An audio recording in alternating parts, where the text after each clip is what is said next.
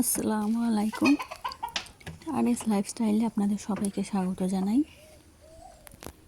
তো আজকে ভিডিওটা দেখে বুঝতেই পেরে গেছেন যে আজকে আমি কী রান্না করব। তো তার জন্য আমি চলে আসলাম আমাদের বাড়ির ছাদে। ছাদে আমার কটা মুরগি আছে, সেই মুরগি ডিম দিয়ে ডিম রান্না করব। তো এমনিতে কটা ডিম আছে, তা ভাবলাম দেখি কটা ডিম পেরেছে। তো ডিমগুলো আমি তুলে নিলাম, আর পানিও ছিল না মুরগিদের, তো ভাবলাম পানিটাও দিয়ে চলে যাই। আর রান্না করতে গেলে আর সময় হবে না, তাই ভাবলাম মুরগিদেরকে খাবারটা দিয়েই চলে যাই। তো বেশি মুরগি আমার নেই, কটা মুরগি আছে। তো ডিমটা সেদ্ধ করে খাওয়া হয়, কিন্তু রান্নাটা অনেক দিন খাওয়া হয়নি। তো আজকে ভাবলাম যে আজকে ডিম রান্নাটাই করি। এই যে আগের কটা ডিম ছিল, আর আজকে কটা ডিম নিয়ে আসলাম। তো এই ডিমেতেই আমার রান্না হয়ে যাবে।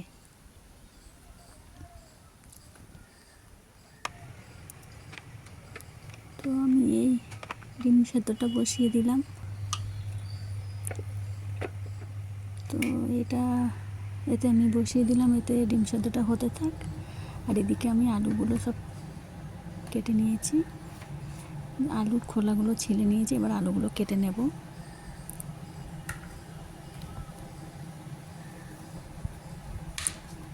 তো এরকম করে আমি সব আলুগুলো কেটে নেব।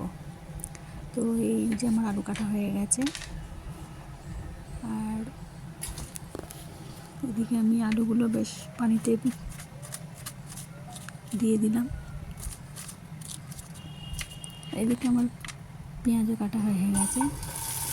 তো আলুগুলো আমি প্রথমে দাগ করে নিচ্ছি।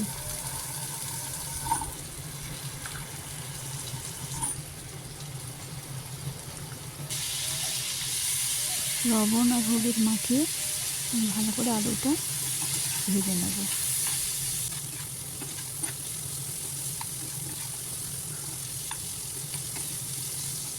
তো এইদিকে আলুটা ভাজতে থাক, ওইদিকে আমার ডিমটা সেদ্ধ হয়ে গেছে।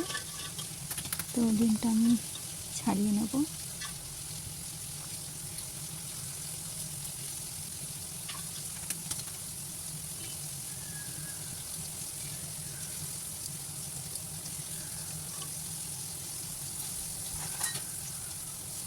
যে একে একে ডিমগুলো আমার সব ছাড়ানো হয়ে গেছে, আর এদিকে আমার আলুও ভাজা হয়ে গেছে। আলুগুলো আমি নামিয়ে নিয়ে তারপর ডিমটা ভেজে নেব।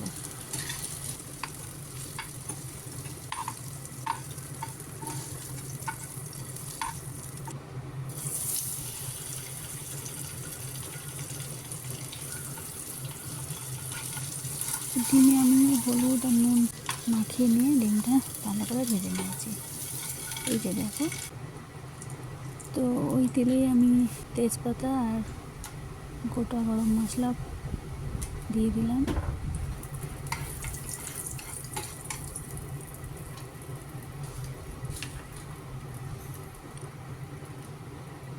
তারপরে দিলাম কুচনো পেঁয়াজ, দিয়ে ভালো করে পেঁয়াজটাকে ভেজে নেব।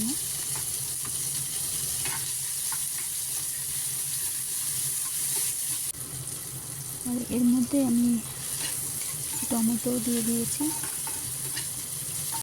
টমেটো আর পেঁয়াজ ভালো করে ভেজে নেব। যেহেতু একটু টমেটো দিয়েছি, সেজন্য আগে একটু লবণ দিয়ে দিলাম, যাতে টমেটোটা ভালোভাবে সেদ্ধ হয়ে যায়। আর এদিকে আদা রসুনও আমার দেওয়া হয়ে গেছে, তো দিয়ে ভালো করে আমি নেড়ে নেব। আর এই যে মশলাগুলো আমি সব দিয়ে দিয়েছি, লঙ্কার গুঁড়ো, হলুদ গুঁড়ো আর একটু কাশ্মীরি লঙ্কার গুঁড়ো দিয়েছি, লবণ, জিরে গুঁড়ো দিয়েছি। তো আমার মশলা কষানো হয়ে গেছে, আমি এদিকে আলুটা দিয়ে দিলাম। আলুটা দিয়ে ভালো করে কষতে থাকবো।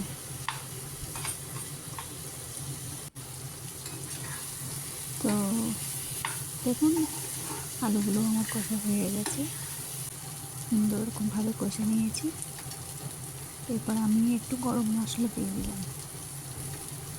আমি এখনই একটু গরম মশলা দিয়ে দিয়েছি,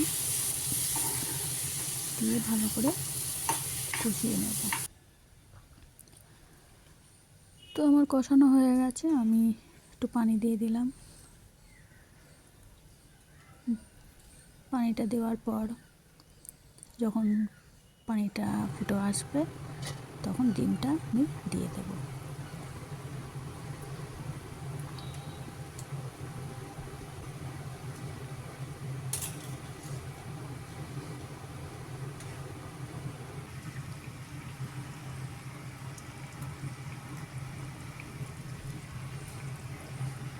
এই তরকারিটা আমার হয়েই এসেছে, আর ওপরে আমি কটা কাঁচা লঙ্কা দিয়ে দিলাম।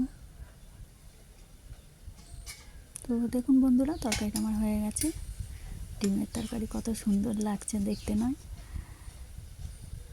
আর এদিকে আমি তরকারিটা তৈরি করে নিচ্ছি।